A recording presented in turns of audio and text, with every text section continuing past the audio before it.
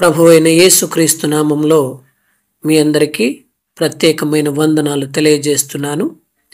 దేవుడు మనకిచ్చిన యొక్క సమయాన్ని బట్టి, దేవుని యొక్క వాగ్దానమును బట్టి కూడా దేవునికి కృతజ్ఞతాస్తోత్రాలు చెల్లిస్తున్నాను. ఈనాటి వాగ్దానము మనం ధ్యానించుకుందాం. పరిశుద్ధ గ్రంథము నుండి యెషయా గ్రంథము 41వ అధ్యాయము 10వ వచనం. నేను నిన్ను బలపరుతును. ఆమేన్. దేవుడి మాటను దీవించునుగాక. ఈ మాటను మనం ధ్యానించినట్లయితే దేవుడే మనల్ని బలపరుస్తాను అని వాగ్దానం ఇచ్చి ఉన్నాడు. మన యొక్క బలహీనతలో నుండి, మన యొక్క భయంకరమైన స్థితిలో నుండి, అజ్ఞానము నుండి, అవిశ్వాసము నుండి, బలహీనత నుండి మన తప్పించి ఆయన మనల్ని బలపరుస్తాడు. ప్రభు యొక్క సేవలోనికి లేదా ఆయన పక్షంగా శ్రమ పడటానికి మనం పిలువబడినప్పుడు మనకెంత బలం ఉందో మనం అంచనా వేసుకుంటాం. అయితే మనం అనుకున్నంత బలం మన దగ్గర లేదని తేలిపోతుంది. కావలసినంత ఓపిక కూడా మన దగ్గర లేదని మనం గ్రహిస్తాం. అయితే మన హృదయాల్లో నిరాశకు చోటు ఇవ్వకూడదు. దేవుని వాగ్దానాలు మనకున్నాయి. మన యొక్క బలహీన సమయాల్లో ఆ మాటను మనం జ్ఞాపకం చేసుకొని దేవుడు మనల్ని బలపరుస్తాడు అని గ్రహించి మనము ఓపికతో ప్రార్థన చేయాలి. దేవుడు ఎప్పటికప్పుడు మనకు అవసరమయ్యే శక్తిని ఆయన మనకు అనుగ్రహిస్తాడు. మన దేవుడు సర్వశక్తిమంతుడు. తన శక్తిని మనలోనికి నేరుగా ప్రసారం చేయగలడు. అలా చేస్తాడన్న వాగ్దానం కూడా మనకు ఉంది. ఆయనే మనకు ఆత్మలకు ఆహారం, మన హృదయాలకు ఆరోగ్యం. ఈ విధంగా ఆయన మనల్ని బలపరుస్తాడు. దేవుడు ఒక వ్యక్తిలో ఎంత శక్తిని నింపగలడో ఎవరికీ అర్థం కాదు. అయితే దేవుని శక్తి మనకు అనుగ్రహింపబడినప్పుడు మన యొక్క శక్తిహీనతలు ఆయన సేవకు అడ్డుపడకుండా ప్రక్కకు తొలగిపోతాయి.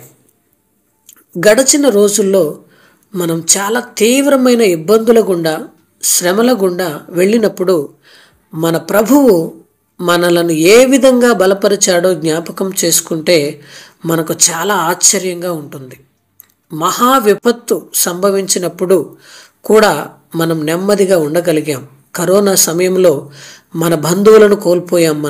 మన ప్రియుల మరణం మనల్ని ఎంతో వేదనలో ఉంచినప్పుడు కూడా మనం మౌనంగా భరించగలిగాం. మన మీద అపనిందలు మోపబడినప్పుడు మనం కదిలించబడలేదు. వ్యాధి బాధలు కలిగినప్పుడు ఓపికతో స్వస్థత కోసం ఎదురు చూసాం. అసలు విషయం ఏమిటంటే, ఇలాంటి అసాధారణమైన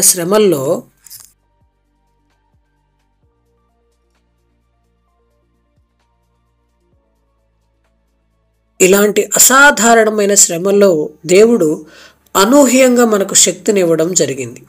మన శక్తిహీనతల కంటే ఎత్తుగా లేచి మనం వాటిని అధిగమించాం. పిరికితనాన్ని జయించాం. అజ్ఞానాన్ని తొలగించాం. జ్ఞానహీన స్థితిలో దేవుని నుండి మనకు జ్ఞానం అనుగ్రహించబడింది. మాటలే రాని మనం ఆ క్షణంలో ఏం మాట్లాడాలో కూడా ప్రభువు మనకు నేర్పించాడు. నా యొక్క సొంత ఆలోచన, నా యొక్క శక్తిహీనత నన్ను కృంగదీసిన దేవుని వాగ్దానం మాత్రం నన్ను ధైర్యవంతునిగా చేస్తుంది. దేవుడి వాగ్దానం నన్ను బలవంతునిగా మారుస్తుంది.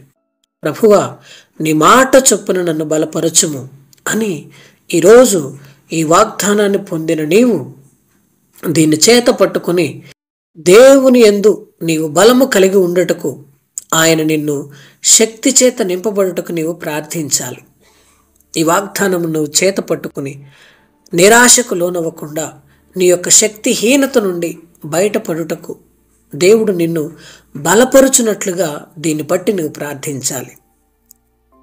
అస్వస్థతగా ఉన్నను, అనారోగ్యముగా ఉన్నను, మరి ఏ ఇతర ఇరుకులు ఇబ్బందులు గుండా నీవు ఉన్నను, నీవు భయపడక దేవుడు నిన్ను దాని నుండి తప్పించి ఆయన నిన్ను బలపరుస్తాడు అని విశ్వాసముతో నమ్మి నువ్వు ప్రార్థిస్తే ఈరోజు నీవు గొప్ప కార్యాలు చూస్తావు.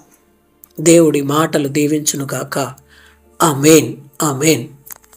My dear brothers and sisters, ఈ మాటలు నిజంగా మీకు ఆశీర్వాదకరంగా ఉన్నట్లయితే మీరు వీటిని అనుదినము ధ్యానిస్తూ మీ బంధువులకు షేర్ చేయండి. అనేక మందిని దేవుని యొద్దకు నడిపించే పనిలో మీరు కూడా భాగస్వాములు అవ్వండి. దేవుడు మిమ్మును మీ కుటుంబాలను దీవించునుగాక. ఆమేన్. ఆమేన్.